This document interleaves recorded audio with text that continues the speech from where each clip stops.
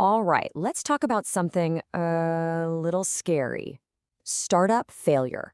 It's a huge deal, right? But here's the thing. Understanding why most startups don't make it, that's your secret weapon to make sure yours does. So let's dive right in. Okay, I'm going to start with a number, and I want you to just let it land.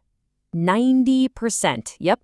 Research shows that a staggering 9 out of every 10 startups fail. That's not a typo, it's the harsh reality. So, that massive failure rate, it just leads to one giant question, right?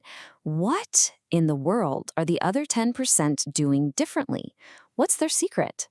That's the puzzle we're going to solve today. All right, first up, we're going to take a little walk through what I call the startup graveyard. And look, this isn't to scare you off. It's about being brutally honest. You have to understand that statistically, failure is the default setting. Knowing that from the jump is, well, it's everything. So, let's play detective. We're going to do a little anatomy of a failure. We'll deconstruct the most common reasons things go south. I mean, why do so many smart people with great ideas still end up hitting a wall? Let's find out. Okay, check this out. This chart basically gives us the crime scene report. And yeah, running out of cash, having the wrong team, those are huge, for sure. But look at that big slice of the pie, a whopping 42%. It all comes down to one single, surprisingly simple reason. And there it is, the number one killer. It's not some big, bad competitor. It's not even a lack of money, not really. It's just crickets, the sound of nobody caring. It's founders pouring their heart and soul, months, even years into building a beautiful solution to a problem that nobody actually has. Ouch. All right, let's talk about the second silent assassin, running out of runway. And what that really means is just running out of cash. But it's usually a symptom of a much bigger problem. It could be a business model that just doesn't work or bad financial planning. Basically, the clock runs out before the business can stand on its own 2 feet. And number 3, this one's a biggie, having the wrong people on the bus. This is huge. We're talking about everything from co-founders who can't stand each other anymore to just not having the right skills on the team to actually get the job done. The startup journey is chaos, and if your crew can't handle the storm, the ship is going down. So you see the pattern here? All these huge mistakes, they all come from one fundamental misunderstanding. There's this myth, right, that you just need one brilliant eureka idea. But the reality? Nope. It's about finding a painful problem someone has. That's the real starting line, not the idea. Okay, enough of the graveyard tour. That was the heavy part. Now let's flip the script. We've talked about what goes wrong, so let's get into how to make it go right. This is the founder's blueprint. This is your path to building something that sticks around. So what's the goal?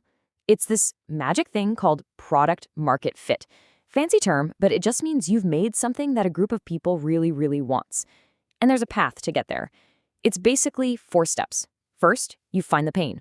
Then, you check if your solution actually helps. You build the smallest possible version of it, and you do it all with an amazing team. See how that directly fights the failures we just talked about? Step 1, I need you to lean in for this one because it's the whole game. Forget your amazing idea. Just for a second. Your job, your only job, is to fall in love with your customer's problem. Get obsessed with it. Know it inside and out, better than they do. If you do this, you literally can't build something nobody wants. And that leads us to this super important tool, the MVP. That's minimum viable product. And no, that does not mean a buggy, cheap version of your final product. Think of it more like a science experiment. What's the absolute smallest, simplest thing you can build to find out if you're on the right track? It's all about learning, not just building. Of course, none of this happens in a vacuum. You need people. And this quote, man, it just nails it. You could have the best problem in the world to solve, but if you don't have the right people steering the ship, it's going nowhere. The team is everything.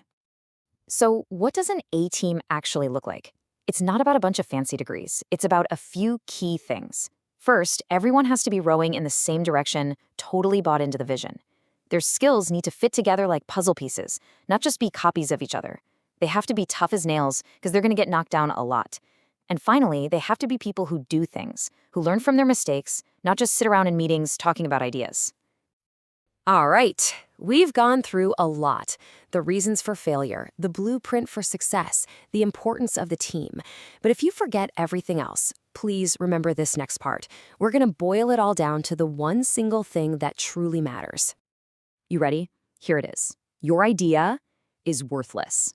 I know, that sounds harsh, but it's true. Ideas are a dime a dozen. Everyone's got one. What's priceless, what's actually valuable? Solving a real, nagging, painful problem for someone. That is the entire game. So I'm going to leave you with a question, a piece of homework, if you will. Think about your own idea or your own business. What is the one, single, biggest assumption you're making? The one thing that your whole plan rests on that you haven't actually proven with a real person yet?